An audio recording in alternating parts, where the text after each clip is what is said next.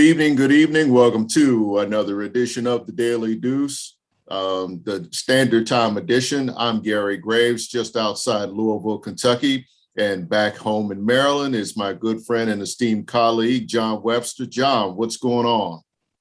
Hey, Gary, how you doing, man? Another, as I say, great week in sports. Can't wait to get started talking to you about a little pro football, a little college football. College basketball, I think you even had week. So I'm kind of excited, man. But Gary, you know what? We'd be remiss if we didn't say hey to our producer, John Pitt. Yep, John, what's going on?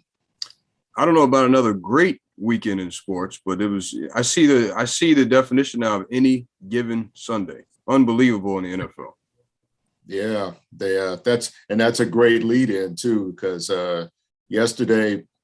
Gosh, well, I mean, we have more surprises than I could have ever imagined, and you know, I'm feeling sorry for any kind of bettors for fun out there because, I mean, who would have expected a 9-6 game and Jacksonville coming out ahead on the 9-6 game? Usually, you figure Jacksonville beating Buffalo, that's one thing, but scoring just 9 points to beat one of the best teams in the NFL. To me, that was like probably the biggest surprise of the day, just that it happened and the way that it happened. I mean, that's something like out of the 1940s, for crying out loud. Well, it was quite interesting, Gary. Urban Meyer got his second win under his belt yesterday. They beat one of the better teams in the league. I agree with John Pitt. On any given Sunday, you had Cleveland blow out Cincinnati 41-16. You had Atlanta on a last-second field goal beat New Orleans 27-25. And, of course, Jacksonville beat Buffalo. I think one of the better games we had yesterday was Baltimore and Minnesota, 34-31 overtime. Great game, back and forth. I just wish Baltimore would realize that pro football, one of the things that has not changed with pro football, it has always been 4 quarters, Gary. And I think Baltimore does not wake up a lot of times until the third quarter. And eventually that's going to cause them a problem. And I guess one other game that was exciting, Kansas City beat Green Bay 13-7. And I know you and John Pitt have some things that you would like to share with our audience about Mr. Rodgers. I'll just say this. Not tonight. Jordan Love did a lot to secure the legacy and the job for Aaron Rodgers for a long time to come. Congratulations, Aaron Rodgers. Hey, John, all he did was secure it for the rest of the season because, let's be real, Rodgers is good as gone at the end of the season. I mean, he's going to be the most coveted free agent. And let's not kid ourselves. Jordan Love was a place warmer. Rodgers will probably be back maybe next week, but most likely the week after. I don't want to dig into the weeds about that whole issue. You know, this is an uplifting show, and I don't want to go into it. But in terms of what happened last night, I wasn't surprised at all because I think, you know, when you lose, you know, your starting quarterback like that, your rhythm just doesn't. It's just not going to come there right away. Especially since Jordan Love has, you know, been more or less. Gosh, I don't even know if he was a clipboard holder for that matter. But, you know, last night really didn't surprise me that much. Although I will say that Kansas City really didn't show me a whole lot either. I mean, I think, you know, you had said that they looked rather ordinary. And, you know, that was just probably the most pedestrian game of the day. You know, pedestrian is the word I was searching for. They look very pedestrian.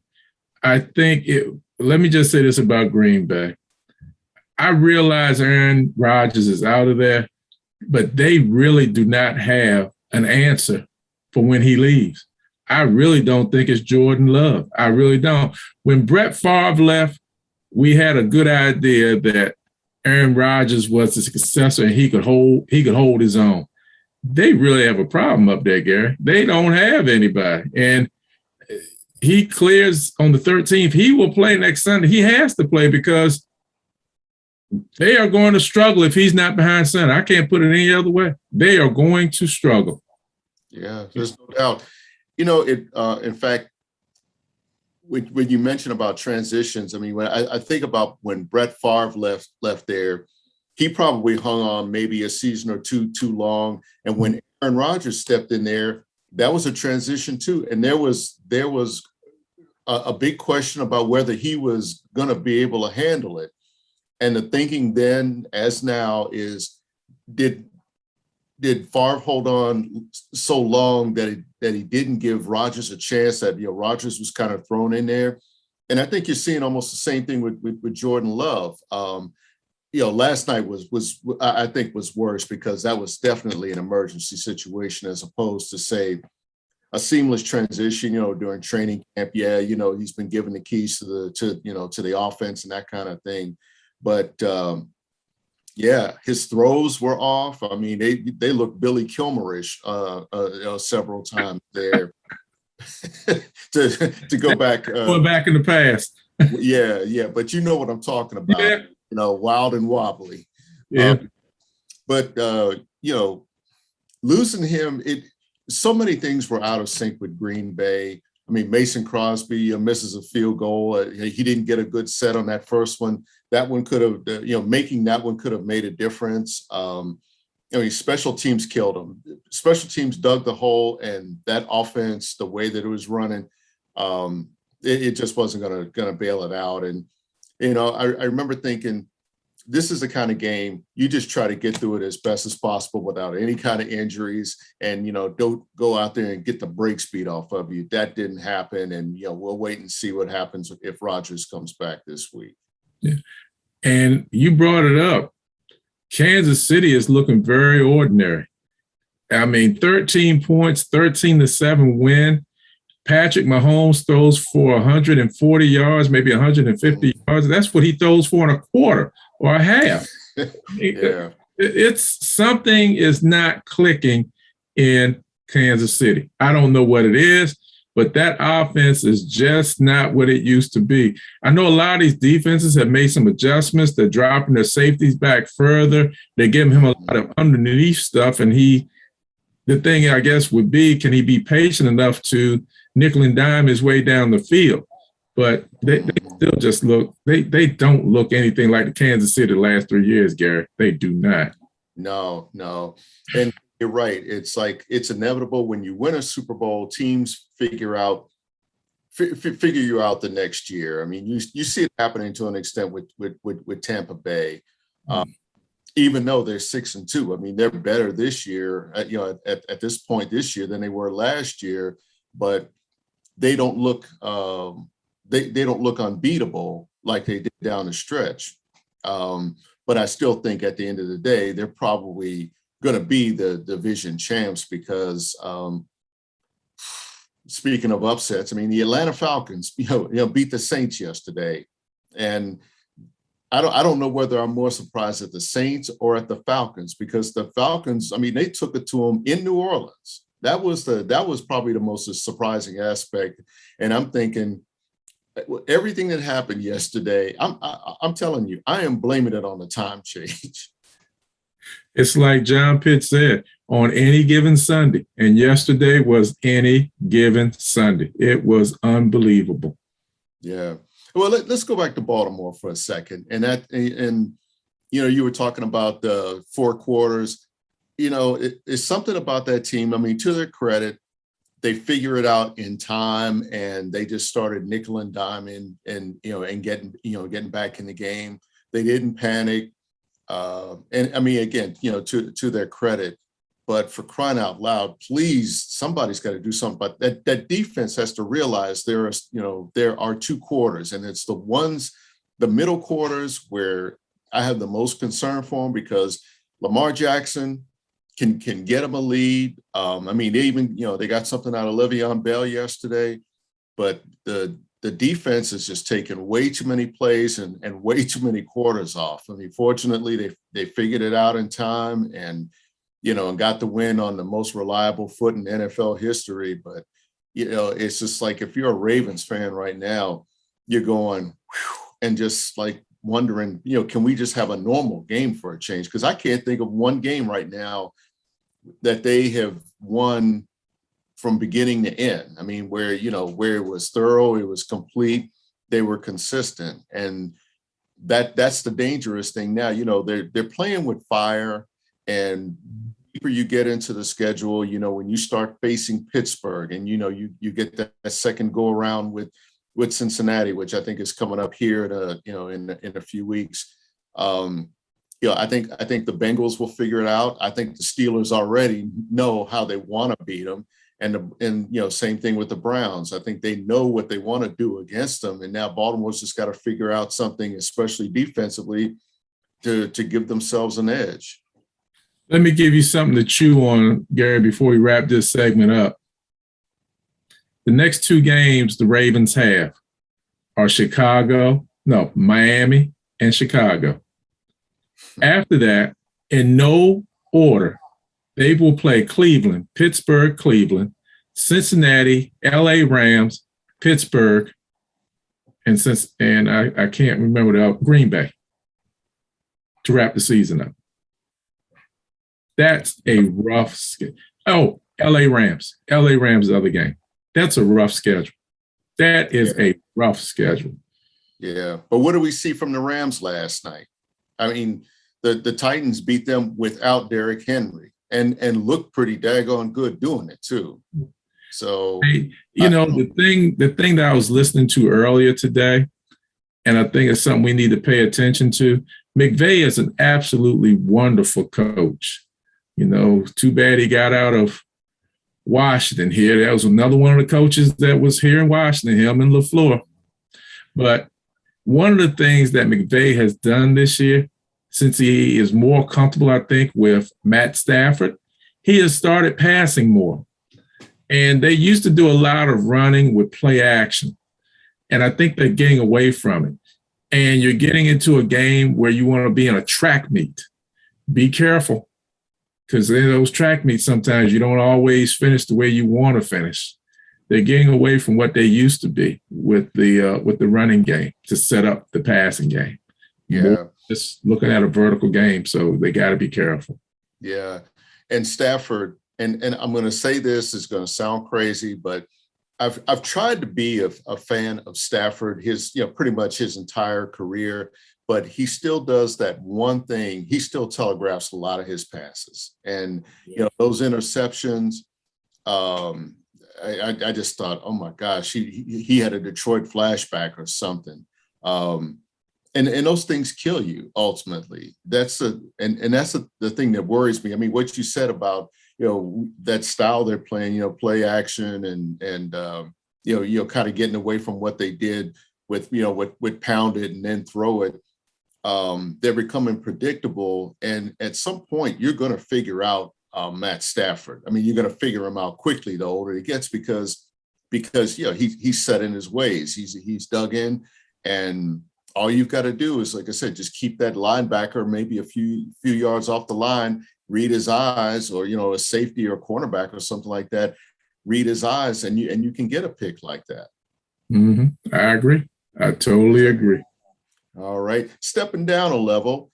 Another interesting weekend in college football too, and I'd say I'm going to go through the top three and just say, okay, Georgia did what it was supposed to, even though they're starting to look very boring, not predictable, but boring, because that defense, I mean, that's how they're going to win a national championship. That defense just does not give up points. They don't give up yards, and it can mask a whole lot of deficiencies on offense. Not that they have that many, but again, when you're working with short fields, when you're getting all these opportunities, you're going to win ball games. Mm-hmm. They got a scare from Tulsa. Didn't surprise me, but it didn't help their chances for the playoffs. Alabama, I go back to that word pedestrian. I mean, I think every team is entitled to a clunker, but against LSU, and again, LSU, where were you all season? I mean, that was the effort that people were looking for this season, and it almost beat Alabama. Mm-hmm. Well, Gary, I'll say this. Georgia did what they're supposed to do. What was it, 48-3 or something like that? They won by on Saturday. Mm-hmm. Or 43-6. I can't even remember. So, yeah, 43-6. Yeah. But they did what they're supposed to. Cincinnati, I feel bad for them because beating Tulsa 28-20 is going to hurt them because as much as they want to deny it, those guys and those ladies and guys in that room who are doing this picking of the college football playoff teams as we speak, are looking at style points. They will deny it, but they're looking at style points, and that was not good for Cincinnati. And the other thing you have to keep in mind with Cincinnati, nobody wants them to come to the party. So any chance they get to knock them out of the way, they will. Alabama, I'm starting to really think, Gary, Alabama may not make it. I think they have Arkansas this week. Then they have they've got New Mexico State, Arkansas, and then Auburn. Auburn. Yeah, at Auburn. And I mean, that's one of the things I'm writing about, that, in the SEC, the remaining challenges for Georgia, really Georgia's last challenge comes up this Saturday against Tennessee, which put 45 points on at Kentucky. And it was a great game to watch, by the way. I just want you to enjoy that. Yeah, I had fun covering that game. I mean, that was something. There was no defense in that game. Mm-hmm. It was just a matter until the end. I thought whoever had the ball last was probably going to win the game. Kentucky had it last, and they ran off 4 of the worst plays that I would have thought in that situation. And all they needed to do was get in the field goal range. But again, if Georgia can beat Tennessee, they've got no more challenges. I mean, they've got Georgia Tech and probably another a non-conference game. But Alabama has a break this week. But I'm not gonna put them necessarily past Arkansas, and I'm definitely not putting them past Auburn, even though Auburn got beat this weekend too. Mm-hmm. So I can, your scenario, I can see Alabama being left off there, and especially if you see like a couple of Big 12 a Big 12 team, a Big 10 team making that surge. And yes, Ohio State, I'm looking at you. Those things, yeah. The way it looks right now is not going to be the way that it looks, obviously, at the end of the month. And I really think even if Cincinnati runs the table in that conference, unless they can really just, like you said, pour on the style points and impress the committee, they're going to be on the outside looking in. And you're right, they are not wanted at the party. I mean, it's like they brought potato salad with raisins and such, and that's terrible, Gary. Potato salad. Yeah. Come on. Well, there's a term that I could use, but I'm not going to. But I'm just saying, it's like I said, they're like the unwanted guests, and they feel like they're contributing, but right now to the rest of college football and the committee and Power 5, they are the potato salad with raisins. Yeah, you're right, Gary. Which neither one of us will ever eat, right? Right? Absolutely not. Not with raisins in it. No. But I'm gonna tell you, Michigan State lost one. They gave out a clunker when they lost to Purdue on Saturday, so that's going to drop them. Ohio State still has that big game with Michigan. They're going to cancel each other out. One of them's going to lose. Both of them have one loss, so that's an elimination game. Oklahoma still has Baylor and Oklahoma State. We'll see how that plays out. Those things could help Cincinnati get in. They could help them get in. But Cincinnati has to get some style points. I mean, they struggled against Navy this year. And, I mean, Navy still is a tough team, but Navy is not the Navy of 3 or 4 years ago. So no. And when I think about how close Cincinnati came to losing that game, Tulsa was like on the 1 yard line. I mean, Cincinnati came up with probably the best goal line stand. And again, it's like every time I see a team on the 1 yard line and you've got 4 downs and you can't punch it in. I keep thinking somewhere Bill Parcells is just like screaming at the TV because, what was his philosophy? If my guys can't move your guys back 1 yard, what are y'all even doing out there? That's why I love Parcells. That's why I love Parcells. Yeah, I mean, he's simply one of the best, man. So yeah. Well, tomorrow night, college basketball starts back up in its normal time frame. Tuesday night, we've got the Champions Classic in New York, featuring Kentucky, Duke, Kansas, and I'm trying to remember who. Michigan State. Michigan State. The same 4 teams. They meet every year in some way, shape, or form. But I feel like there's more of a sense of normalcy, with that, even though right now, for me, it means a busy month, with Kentucky at number 10. But I think the thing that we have to appreciate with the start of this season is that, we start our farewell tour for Coach K at Duke. Love him, hate him, but you just can't argue with his success and his legacy. And we have to appreciate that before he goes. And with no disrespect to his successor or anything else like that, but it's going to be hard to watch Duke and not think of Coach K, a year from now. So I think we have to really appreciate what he's done and just what he's turned that program into in terms of not just taking it from just being a national contender, but being the dominant team in college basketball. Well, Gary, I think, like you say, I agree with you. Coach K is absolutely one of the best, has done it for 30 plus years.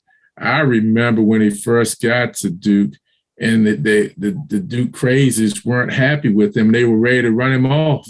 And then came along this guy named Johnny Dawkins. And then came along this guy named Jay Billis. And then came along Mark Allery. And they became a tough team. And then the next year, they brought this point guard in named Tommy Amaker. And the rest is history. I mean, you're forgetting a couple guys, John. Christian Laettner, Grant Hill. Well, I was just talking about that initial team. That initial team. Yeah. But I mean, they got it started. They got right. The unfortunate thing with that initial team, they're the ones that laid the foundation. But I don't think they'll get the total credit they deserve because they never won the national championship. They played against Louisville and Never Nervous Purvis Ellison, and Louisville beat them that night. But that group right there, let me see, Johnny Dawkins, Jay Billis, Mark Allery, was it David Henderson, I think? That group laid the foundation for what Duke is today. They laid the foundation. I remember when Dawkins was a freshman and Billis and Ralph Sampson was like a senior or maybe a junior, and they beat Duke in the ACC tournament by about 30, 35 points. And, Durham fans were not happy with them then. But now you look at Coach K, and like you said, Christian Laettner. You look at Bobby Hurley, Zion Williamson. I mean, Brandon Ingram. The list goes on of the guys who have come through his program and done a great job. Kyrie Irving. Everybody forgets about it. Kyrie Irving. For eight games. I mean, he had probably 8 of the best games anybody ever had in college. Came back and played in the NCAA tournament. I think he missed most of the season, if I'm not mistaken. Yeah, he was hurt. Yeah. It's, the thing, I'm a believer, John, as much as you might hate dynasties that every sport needs it. Like you might hate the New York Yankees, but you need that dominant team that people either love or hate, and it raises a bar. Absolutely. That way, I guess, Kentucky obviously is that way, but in terms of like really sustained success that Coach K has had over, 40 years now, something like that. I think when he came in 1982. So yeah, we're talking about almost 40 years of sustained success. And I remember those early teams that came to College Park and, at 20 and Turf fans and students like myself just thought that was the greatest thing in the world. And all of a sudden that gap really started to close, and the rest is history. But, the other team that we're forgetting about too, that had a changeover, was North Carolina. I mean, Hubert Davis takes over for Roy Williams. It'll be interesting to see how much of Hubert or Roy comes through with this team. But we've got a changing of the guard in the ACC with two icons. One is departed, one is departing, and I don't know how much that opens up the league. But again, I think we have to really appreciate what Coach K has done, and really what Roy Williams did before retiring. And I think that's going to be one of the fun things about watching college basketball this year. It's really going to be different when you have that battle between Duke and Carolina, and you don't see Roy Williams and you don't see Mike Krzyzewski on the sideline. That's really going to be different. This year, you'll see Hubert Davis and John Shire on the sideline, and maybe they can start up a new tradition and keep this rivalry going. Yeah. So who do you think wins it? I mean, Gonzaga is considered the favorite. They got a whole lot of pieces back. UCLA has a lot of pieces back. I was really surprised that Juzang, stuck around, because I thought, he would have been in the NBA by now. But his return really does help UCLA, which you have a rooting interest in. Well, I've always liked UCLA, but as you know, Gary, and as you know, John Pitt, no matter what the sport, my favorite team will always be Notre Dame. So not that they're anywhere near being in national championship conversation, nowhere near it. I think UCLA is definitely a talk of the town. Let's not forget about that team over in Ann Arbor. Let's not forget about Michigan and what Juwan Howard did with them last year. Hunter Dickinson is coming back. They have a solid group of kids coming back and had another great recruiting year. They're going to be in the mix of things this year. Of course, Gonzaga is going to be there. Mark Few does an absolutely wonderful job coaching over Gonzaga. It would be nice if he was able to get a national championship to add to his story, and we'll see what happens this year. Wouldn't it be something, Gary, if Gonzaga and UCLA did it one more time? Wouldn't that be something? Yeah. I could really see that happening. I mean, even though they'd be hard pressed to top an ending like last year's game, because I don't think anybody that watched that game probably jumped out of their bed or their chair when he hit that shot. And I thought that was the real shot in the arm that college needed for that tournament, because I thought it was really as competitive as it was. The fact that it was played in mostly empty arenas. I mean, when you don't play in front of fans, there's a little bit of energy lost there. Actually, there's a lot of energy lost there.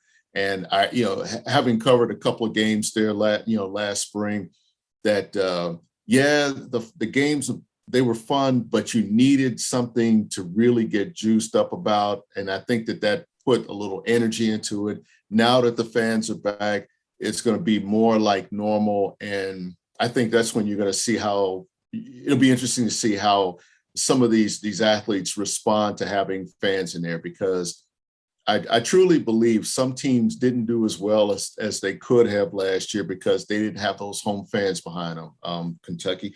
But yeah, again, it feels a little bit more like normal. And I think I look forward to this season more than any other in recent years, just because of that. Well, we'll see. I know you had to slide in Coach Cal in the Kentucky Wildcats.